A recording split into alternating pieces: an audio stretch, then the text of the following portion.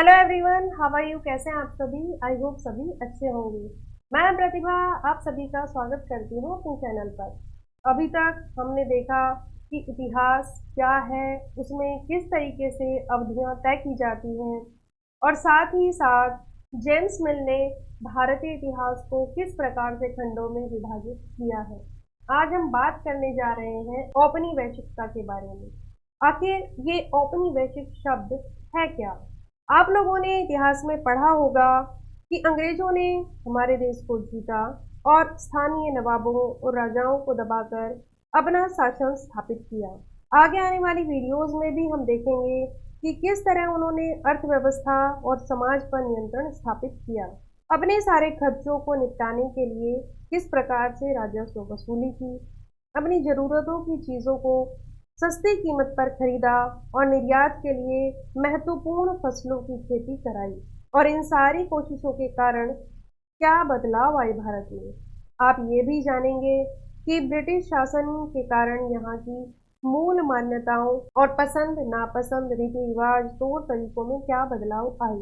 जब एक देश पर दूसरे देश के दबदबे से इस तरह के राजनीतिक, आर्थिक, सामाजिक और सांस्कृतिक बदलाव आते हैं, तो इस प्रक्रिया को ही कहा जाता है औपनिवेशीकरण।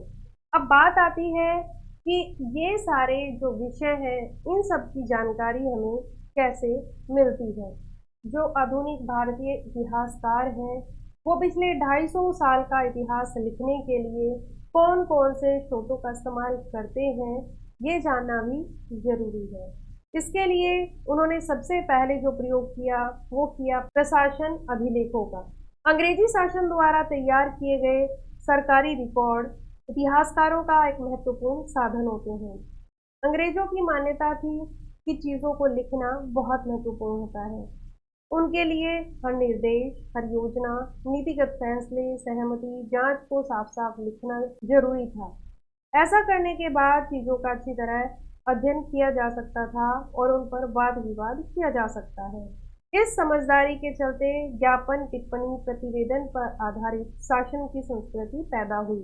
अंग्रेजों को यह भी लगता था कि तमाम अहम दस्तावेजों और पत्रों को संभाल कर रखना जरूरी है। इसीलिए महत्वपूर्ण दस्तावेजों को बचाकर रखने के लिए अभिलेखागार यानी आर्काइव और संग्रहालय जैसे संस्थान भी बनाए गए थे और यहीं से भारतीय इतिहासकारों ने अपने इतिहास लिखने के लिए जानकारी जुटाई। इसके अलावा औपनिवेशिक शासन के दौरान सर्वेक्षण का चलन भी महत्वपूर्ण होता गया। अंग्रेजों का विश्वास था कि किसी देश पर अच्छी तरह शासन चलाने के लिए उसको सही ढंग से जानना जरूरी होता है। 19वीं सदी की शुरुआत तक पूरे देश का नक्शा तैयार करने के लिए बड़े बड़े सर्वेक्षण किए जाने लगे। गांव में राजस्व सर्वेक्षण किए गए। इन सर्वेक्षणों में धरती की सतह, मिट्टी की गुणवत्ता, वहां मिलने वाले पेड़ पौधे, जीव जंतु, स्थानीय इतिहासों और फसलों का पता लगाया जाता था। अंग्रेजों की राय में किसी इलाके का शासन चलाने के लिए इन सारी बातों का जानना जरूरी था।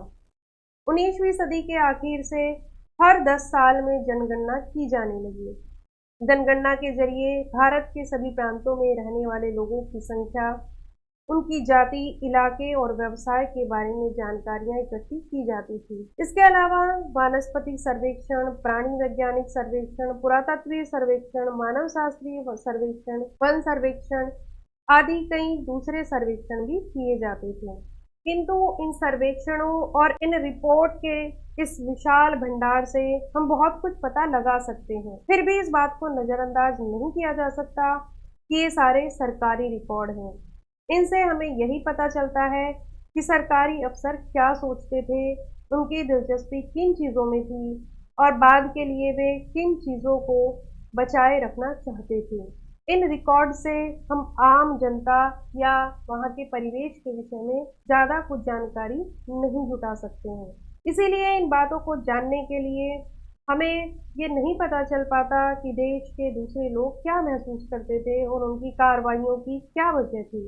इन बातों को जानने के लिए हमें कहीं और देखना होगा।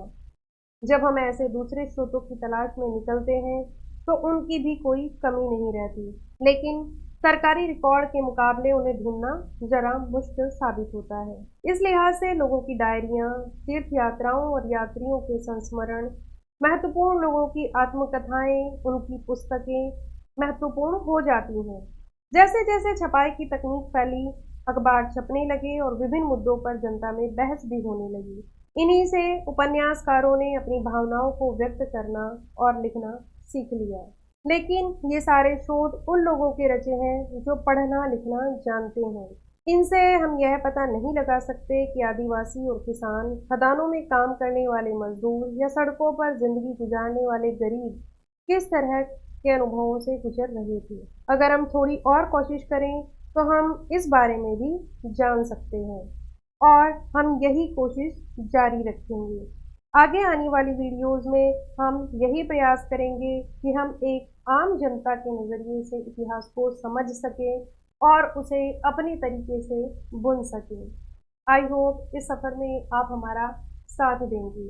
वीडियो आपको पसंद आई हो तो प्लीज़ लाइक करें, ज़्यादा से ज़्यादा शेयर करें और चैनल को अभी तक सब्सक्राइब नहीं किया है तो please subscribe. Thank you so much.